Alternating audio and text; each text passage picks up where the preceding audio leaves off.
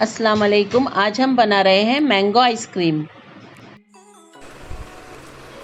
आम का पल्प हमने मिक्सी में अच्छी तरह से बीट कर लिया है। इसमें हमने मिलाया है ऑरेंज फूड कलर और शक्कर जायके के मुताबिक।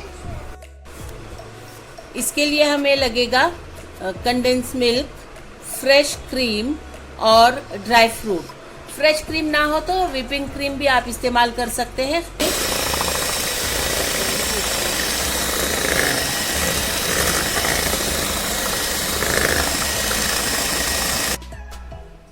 देखिए हमारा पल्प जो है अच्छी तरह से हमने इसे बीट कर लिया है, पीस लिया है बारीक सा।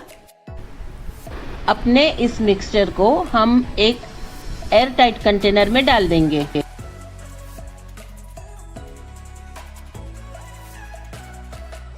देखिए हमारी आइसक्रीम बनकर तैयार है, जिसे हमने पूरी रात फ्रीज़र में रख दिया था।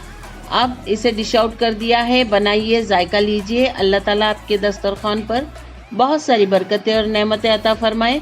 दुआओं में याद रखिए।